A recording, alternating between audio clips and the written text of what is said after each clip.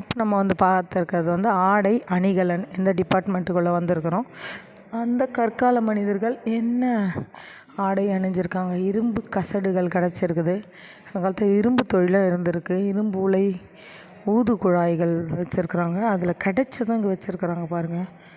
ரொம்ப அழகாக குட்டி குட்டியாக இரும்பு குறு வாள்கள் இது எல்லாமே அங்கே கிடைச்ச வாள்கள் எல்லாம் அங்கே வச்சுருக்குறாங்க. அடுத்தது பார்த்திங்கன்னா இரும்பு உளி, அங்கே கிடைச்ச உளிகள் எல்லாம் இது எல்லாமே கீழடியில் பொருள் வச்சுருக்குறாங்க. அடுத்தது இரும்பு அணிகலன்கள். இங்கே பாருங்கள், தலை பகுதி வந்து தடிமனாக கீழ்முனை வந்து கூர்மையாக உள்ளது. இந்த மாதிரி பொருள்கள் எல்லாம் வந்து ஓடுகள் மரச்சட்டத்தில் பொருத்தி இவங்க இப்போ இது பண்ணி வச்சுருக்குறாங்க. ரொம்ப அழகாக ஸ்க்ரூ மாதிரியே இருக்குது பாருங்கள். அடுத்தது பார்த்திங்கன்னு சொன்னால் இங்கே வந்து இரும்பு எப்படி உருக்கி இது பண்ணுறாங்கன்ற ஒரு வீடியோக்கு போட்டிக்கிட்டே இருக்குது. இரும்பு நெசவு தொழில் பாருங்கள், இது எல்லாமே ரொம்ப அழகாக பண்ணியிருக்கிறாங்க.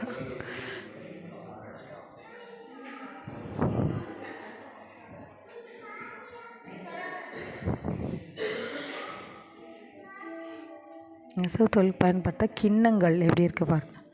இது எல்லாமே அங்கே பயன்படுத்தி இருந்த கிண்ணங்கள்.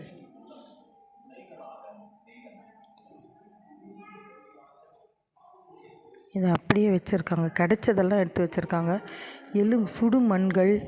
அடுத்தது இது எல்லாமே சுடுமண்கள் தான். எலும்பு முனைகள் கிடச்சிருக்கு இங்கே எல்லாம்.